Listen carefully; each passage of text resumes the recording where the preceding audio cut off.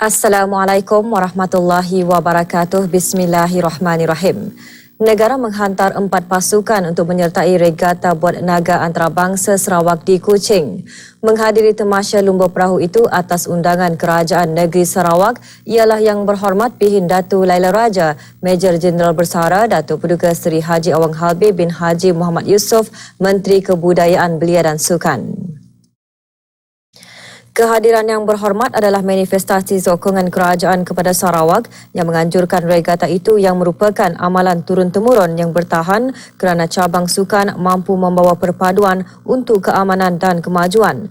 Yang Berhormat melawat Muzium Negeri Sarawak yang mula dibukakan kepada orang ramai pada tahun 1891. Mewujudkan asas tenaga manusia yang kukuh dari segi saintifik dan teknologi adalah penting kerana negara sedang mempelbagaikan ekonominya melangkaui minyak dan gas. Justru jelas pemangku Menteri Pembangunan, para akademik di institusi pengajian tinggi perlu menjadi pengkaji aktif dalam bidang masing-masing dan pada masa yang sama berperanan sebagai pendidik cemerlang yang dapat menerapkan pengetahuan baharu kepada para pelajar dalam usaha menghasilkan graduat yang berkualiti tinggi. Datuk Paduka Awang Haji Suhaimi bin Haji Ghaffar menekankan perkara tersebut semasa persidangan antarabangsa Brunei kali ke-6 mengenai kejuruteraan dan teknologi BISET dan persidangan kejuruteraan Am ASEAN ACEC kali ke-9 kemarin. Areas of scientific and technological knowledge are driven by universities involving groups of researchers spreading the world. Hence, it is important to nurture a research environment where interactions and collaborations among academics, locals and overseas, wherever they are located, are encouraged and rewarded. Brunei Darussalam needs to plug itself into the global research networks in all scientific and technological fields so as to nurture its local talents and harness global talents.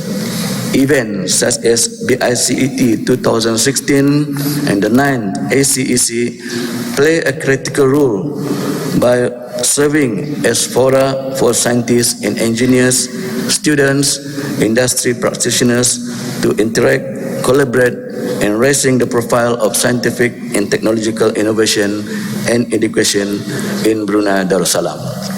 Profesor Dr. Hajah Zohrah binti Haji Sulaiman, Naib Chancellor Universiti Teknologi Brunei, dalam ucapan alu-aluannya berkata, persidangan berkenaan menyediakan landasan bagi kerjasama bermanfaat dan perkongsian pengetahuan dalam kalangan para peserta tempatan dan antarabangsa. Many individuals have tirelessly contributed to bring forth these conferences. I would like to take this opportunity to... Sebagai acara 2 tahunan BISET dianjurkan oleh UTB dengan Institut Kejuruteraan dan Teknologi IET Brunei Darussalam dan ditaja oleh Oxford Business Group, Petrocon Utama Sendirian Berhad dan PTD Teknologi. Persidangan diadakan selama 3 hari. Antara yang hadir Puan Yang Terutama Noriko Iki, Duta Besar Istimewa dan Mutlak Jepun ke negara ini.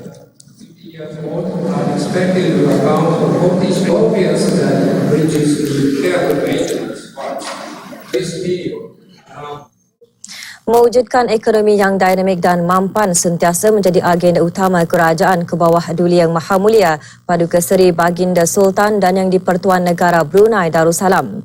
Ianya adalah mustahak bagi setiap pihak berkepentingan dalam ekonomi untuk memainkan peranan dan mengambil langkah berani untuk mempelbagaikan pertumbuhan dan peningkatan ekonomi negara kepada kedudukan lebih bersaing dan mampan.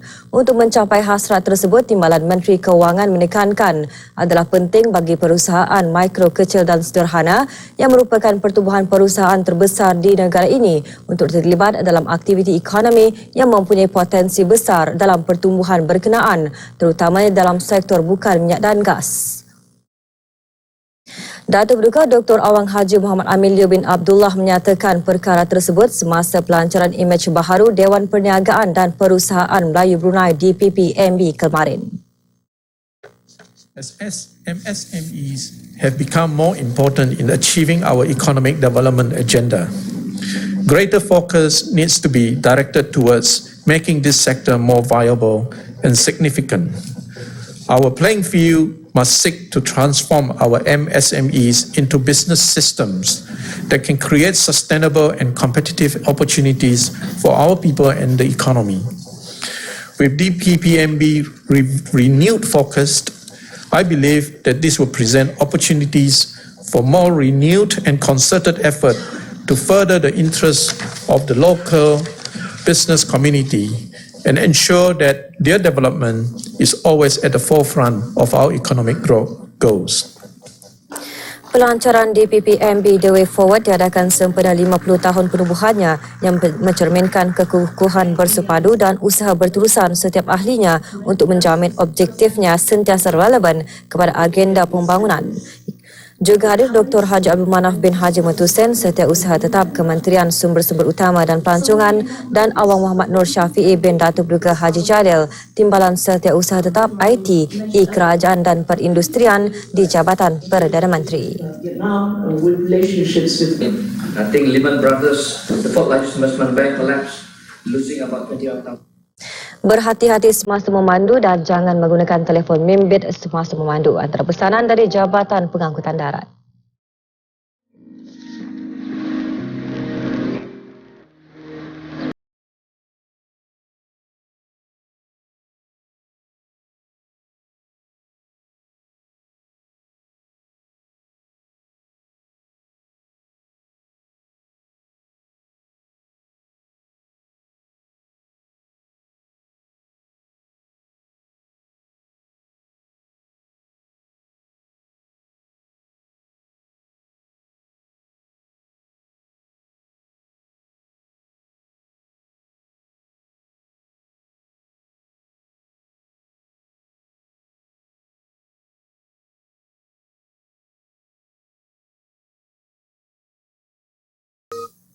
Seramai 37 orang pelajar tahun 1, 2 dan 3 dari Sekolah Perdagangan, Sekolah Komputer dan Informatik dan Fakulti Kejuruteraan Universiti Teknologi Brunei UTB petang kemarin menerima sijil senarai dekan, manakala 8 orang pelajar lagi menerima sijil aktiviti co-kurikulum.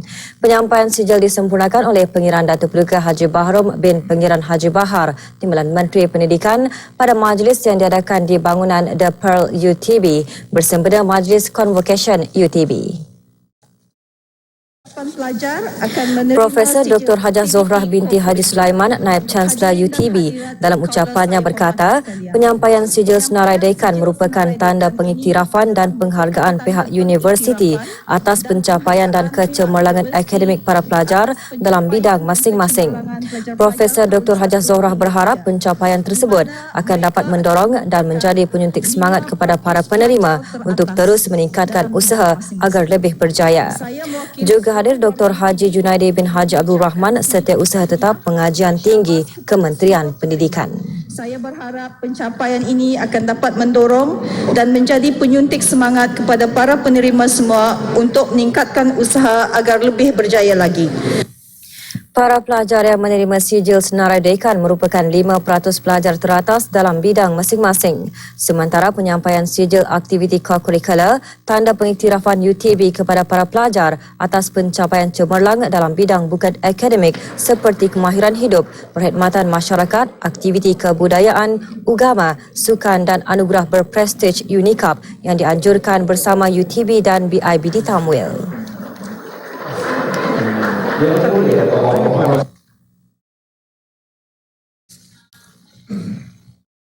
Kawasan dermaga di Raja Bandar Seri Begawan menjadi tumpuan orang ramai untuk menyaksikan kebesaran Allah Subhanahu Wa Taala, fenomena supermoon atau bulan purnama terbesar.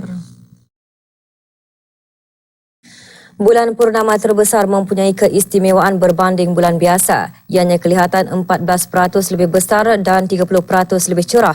Ini kerana kedudukan bulan paling dekat dengan bumi. Penduduk di negara ini berpeluang menyaksikan kejadian fenomena tersebut selama 2 jam malam. Fenomena bulan purnama terbesar itu dijangka akan terjadi lagi pada 25 November tahun 2034.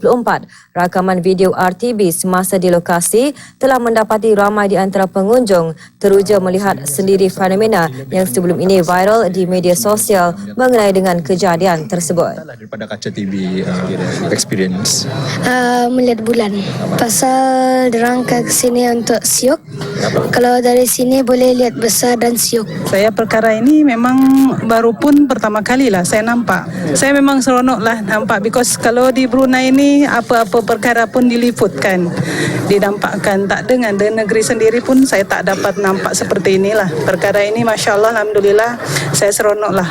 Mengikut daripada cerita di media-media sosial ni, ia jarang berlaku kan.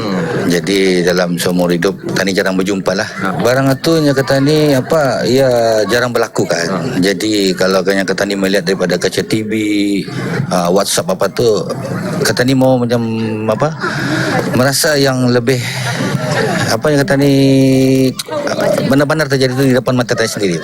Lagipun pihak kerajaan ada menyediakan satu yang kata ni jabatan ukur menyediakan satu terupung yang dapat dilihat dengan ampere kan. Why not tani orang datang kemari melihat. Teruskan bersama Berita Pagi. Thinking of buying home furniture, business equipment, or products to sell from overseas but don't know how to import? Don't worry. Importing is easy. Just follow these 5 steps of importing. Step 1. Importing goods via land, sea, or air. First, you have to register at customs or appoint a registered agent. Step 2. Check if the goods are safe and legal to import. Make sure to apply for permit if goods fall under controlled items. Step 3. Declare goods online through Brunei Darussalam National Single Window to get an approval to import. Step 4. If the goods are dutiable, you can pay at custom counters or via online payment. Step 5. Customs will inspect the goods. Once passed, goods can be cleared. And that's it. Trading across borders is that easy and hassle-free.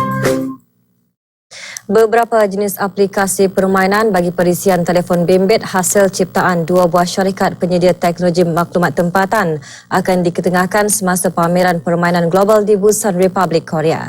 Pameran tersebut akan diadakan selama 6 hari bermula hari ini. Syarikat Itzy Bytes dan syarikat NewGet Plus akan menyertai 33 buah syarikat dari 9 buah negara ASEAN dan syarikat permainan Korea. Juga diadakan program misi perdagangan. Pameran dianjurkan oleh ASEAN Pusat Korea. Bagi syarikat NewGet Plus, ini merupakan penyertaan pertamanya. Menurut pengasas syarikat tersebut, 2 jenis aplikasi permainan, Don't Touch the Pizza dan Balusir, akan diketengahkan. Idea untuk menghasilkan aplikasi berkenaan timbul daripada hobi. InsyaAllah akan cuba men-networking dan memperbaiki lagi apa yang patut kami perbaiki dan ikut trend yang sekarang lah, especially game trend ni mudah berubah atau macam game software je lah, laju lah. Every 6 months something is new. So macam itulah, hopefully going to Busan ni akan menolong kami lagi lah. Boleh di-download, dua-dua boleh di-download di Google Play. Cari saja either the name Don't Touch the Pizza atau Balusir, ataupun search saja NewGet Plus. Game itu free, jadi worldwide. So, mana-mana indah dispesifikan di Asia, is kami buat worldwide lah, di mana-mana boleh download. Syarikat Itzy Bytes pula akan mengetengahkan 3 jenis aplikasi iaitu Rehab Mass Virtual Reality. They're actually based in Japan, so we actually have a publish in Japan already for our first game, and we are more towards like finalizing the discussion and more like finalizing the agreement so that we can go towards merchandising and stuff like that, because the contribution is going to more like towards the ASEAN distribution, and then they will go to Europe before even going to ASEAN. Inisiatif tersebut dikendalikan oleh Jabatan Tenaga dan Perindustrian di Jabatan Perdana Menteri dengan kerjasama Kementerian Hal Ehwal Luar Negeri dan Perdagangan dan Darussalam Enterprise Day.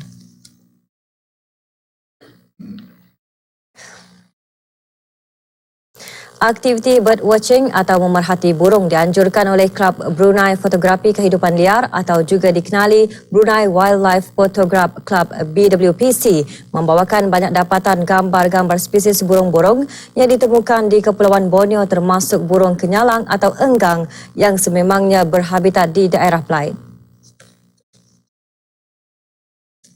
Aktiviti diadakan di Pusat Rekreasi Lumut bersempena Hari Keluarga BWPC. Aktiviti Hari Keluarga yang diadakan termasuk pameran peralatan fotografi yang digunakan bagi pemerhatian burung-burung dan gambar-gambar burung yang ditemukan dalam Kepulauan Borneo. Sejauh ini, para ahli kelab tersebut berjaya menyaksikan 7 daripada 8 spesies burung enggang yang terdapat di daerah Belait. BWPC ditubuhkan pada Disember 2013 atas asas minat kepada bidang fotografi. Kegiatan memerhati burung oleh para ahlinya bukan sahaja dilakukan di dalam negara, malah sampai ke luar negeri termasuk Sabah dan Selangor.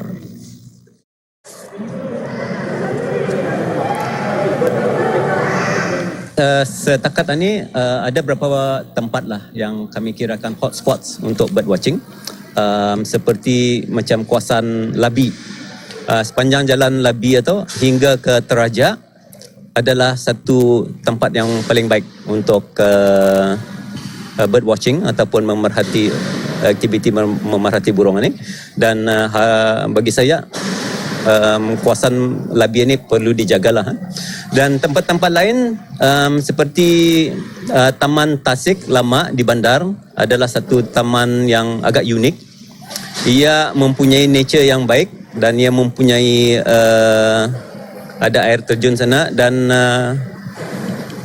taman ini ia di pusat bandar, ia di tengah-tengah bandar, dan taman itu banyak burung-burungan di sana. Dan apabila kami membuat our research sendiri di sana, ada 88 spesies di sana yang kami dapatilah. Kembali selepas ini. Virus Zika. Apakah yang perlu dilakukan sekiranya ingin berkunjung ke luar negara? Hendaklah sentiasa maklum mengenai negara-negara terkini yang telah dikesan terjejas dengan virus Zika. Berjumpa dengan pihak kesihatan atau pelancongan tempatan jika ada sebarang kebimbangan. Ikuti langkah-langkah pelindungan diri bagi mengelak diri dari gigitan nyamuk seperti memakai pakaian berlengan panjang dan seluar panjang. Gunakan lotion penghalau serangga. Tidur di dalam kelambu atau di dalam bilik berhawa dingin. Wanita mengandung adalah dinasihatkan untuk menangguhkan perjalanan ke negara terjejas dan mengambil langkah berjaga-jaga mengelak jangkitan virus Zika melalui hubungan seks dan gigitan nyamuk. Segera berjumpa doktor atau pusat-pusat kesihatan untuk membuat pemeriksaan jika mengalami tanda-tanda atau simptom-simptom seperti demam, sakit otot atau sendi, sakit kepala, konjungtivitis serta ruam dan keletihan. Waspada terhadap gigitan nyamuk, cegah jangkitan Zika. Seorang lelaki tempatan dihadapkan ke Mahkamah Magistrate Bandar Seri Begawan atas 2 pertuduhan di bawah Perintah Excise 2006 dan Perintah Kastam 2006. Jerikan bensin Jan berusia 30 tahun didapati bersalah kerana memiliki 24 botol minuman keras dan cubaan membawa keluar 2 tong galen minyak regular bersubsidi di kawasan Kampung Babuluh. Tertuduh mengaku bersalah dan dihukum penjara 10 bulan setelah gagal membayar denda sebanyak RM11,500. Semua minuman keras dan minyak dirampas untuk dimusnahkan. Sementara itu, Madin bin Saleh, warga negara Malaysia berusia 47 tahun juga didapati bersalah kerana memiliki 50 paket rokok pelbagai jenis semasa pemeriksaan di pos kawalan kastam Kuala Lurah pada Sabtu lalu. Tertuduh mengaku bersalah dan dijatuhi hukuman penjara 6 bulan setelah gagal membayar denda sebanyak RM6,000. Ini adalah kesalahan kedua tertuduh. Semua rokok dirampas untuk dimusnahkan. Seorang perempuan tempatan, Azimah bin Abdullah Pelang berusia 51 tahun menghadapi 2 pertuduhan di bawah Perintah Excise 2006 dan Perintah Kastam 2006 atas kesalahan memiliki 4 kartun rokok pelbagai jenis, 24 tin minuman keras dan lebih 13 kilogram ayam beku semasa pemeriksaan di pos kawalan Kastam Sungai Tujuh Khamis lalu. Bagi tuduhan pertama, tertuduh didenda sebanyak RM2,500 atau sebulan penjara dan tuduhan kedua didenda sebanyak RM400 atau sebulan penjara jika gagal membayar denda tersebut. Mahkamah memberi tempoh tertuduh membayar denda sehingga 8 Julai tahun depan. Semua rokok, minuman keras dan ayam beku dirampas untuk dimusnahkan. Sementara itu, seorang lagi warga negara Bangladesh dijatuhi hukuman 6 bulan penjara dan 3 kali sebatan oleh Mahkamah Magistrate yang sama kerana tinggal lebih masa di negara ini tanpa alasan yang munasabah. Muhammad Hilal Sirajok Hokiu, 28 tahun, ditahan semasa operasi kesan Jabatan Immigration dan Pendaftaran Kebangsaan di bilik-bilik sewa di Kampung Pulai Brakas. Siasatan mendapati tertuduh tinggal di negara ini lebih masa selepas pas lawatan mansuh selama 1444 hari.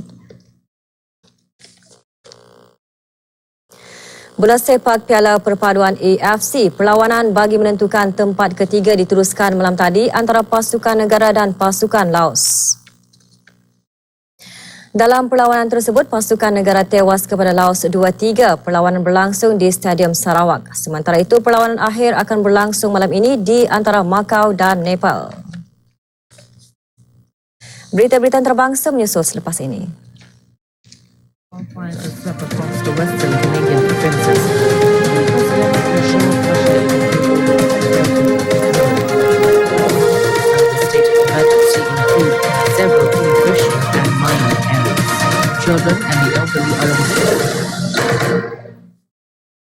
Seorang pegawai kanan Syria menyelar tentera pakatan diketuai Amerika Syarikat kerana mencabuli kedaulatan negara dan berikrar untuk membawa Amerika Syarikat berdepan undang-undang bersama pihak-pihak yang bertanggungjawab terhadap pertumpahan darah di Syria.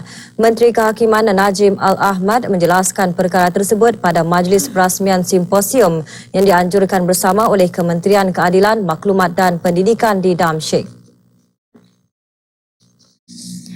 Simposium Penyelidikan Undang-Undang Strategi Antarabangsa memberi tumpuan kepada peranan yang dimainkan oleh Amerika Syarikat, Turki dan Perancis di Timur Tengah serta tanggungjawab PBB dan Majlis Keselamatan dalam memerangi pengganasan serta usaha ke arah memohon undang-undang kemanusiaan antarabangsa. Kerajaan Syria berulang kali berkata, semua pihak yang terlibat dalam memerangi keganasan di Syria mesti menghormati kedaulatan negara. Bagaimanapun, tentera pakatan diketuai melancarkan serangan udara di negara itu sejak 2014 tanpa kebenaran di Damsyik atau mandat PBB. Menurut laporan, serangan udara tentera pakatan mengorbankan lebih 300 orang awam di Syria dan menyebabkan kerosakan besar di atas infrastruktur. Korea Selatan dan Amerika Syarikat mengadakan mesyuarat dua hala di Seoul hari ini bagi membincangkan isu-isu hak asasi manusia di Korea Utara. Utusan khas Amerika Syarikat bagi isu-isu hak asasi manusia Korea Utara, Robert King, mengadakan pertemuan dengan Ketua Pengarah bagi Biro Keamanan Semenanjung Korea, Kim Yong-hyun, pada hari kedua dialog Amerika Syarikat dan Korea Selatan mengenai isu tersebut. Kedua-dua pegawai membincangkan rancangan untuk memberi publicity mengenai pencabulan hak asasi manusia di Korea Utara dan untuk membolehkan lebih banyak penduduk untuk mendapatkan maklumat dari luar negara. Mesyuarat pertama seumpamanya diadakan di Washington DC pada awal Oktober lalu. Jawatan kuasa ketiga Perhimpunan Agung PBB ketika ini memeriksa draft resolusi mengenai keadaan hak asasi manusia Korea Utara dan dijangka akan diluluskan pada hujung minggu ini.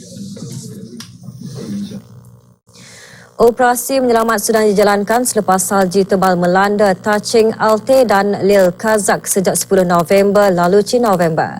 10 wilayah di Zhejiang, China. Lebih 100 buah kenderaan terkandas di lebuh raya S201 terlibat turunan salji tebal. Pihak berkuasa menghantar pasukan penyelamat untuk memindahkan 267 orang yang terkandas akibat salji. Salah seorang mangsa yang terkandas berkata beliau terperangkap akibat salji selama lebih 4 jam.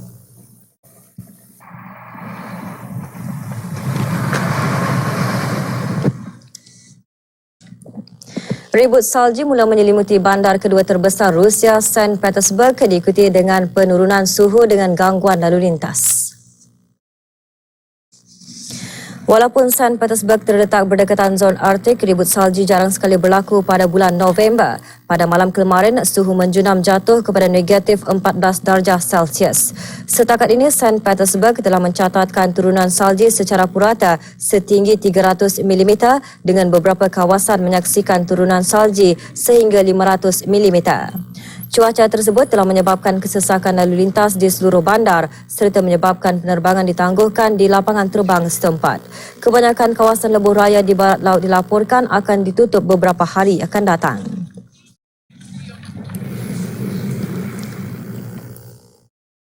Dubai melancarkan projek pembinaan mega terbaru mereka semasa Majlis Perasmian Dubai Water Canal atau terusan air Dubai, terusan sepanjang 3.2 km buatan manusia yang menghubungkan hub perniagaan di bandar itu dengan Teluk Arab. Lebar terusan tersebut adalah di antara 80 meter dan 120 meter. Ia merupakan fasa pertama projek yang merangkumi vila mewah di atas air, pembangunan komersial menampilkan kedua-dua perniagaan dan hiburan, serta tanam tanaman, laluan pejalan kaki, trek jogging dan 3 jambatan pejalan kaki ikonik. Pihak penganjur berkata projek itu dijangka menarik kira-kira 30 juta pengunjung setiap tahun. Pengerusi Otoriti Jalan Raya dan Pengangkutan Dubai yang bertanggungjawab bagi projek tersebut, Matar Al-Tayer berkata, terusan tersebut adalah salah satu daripada idea-idea inovatif timbalan Presiden dan Perdana Menteri Emirat Arab Bersatu untuk mewujudkan pelancongan hub rekreasi baharu bagi Dubai.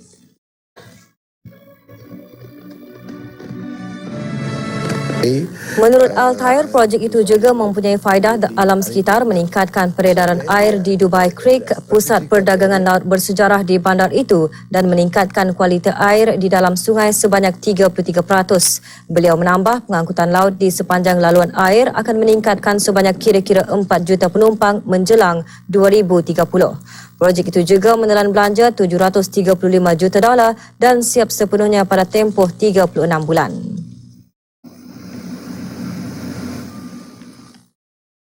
Dengan itu, sekian berita. Assalamualaikum warahmatullahi wabarakatuh dan salam hormat.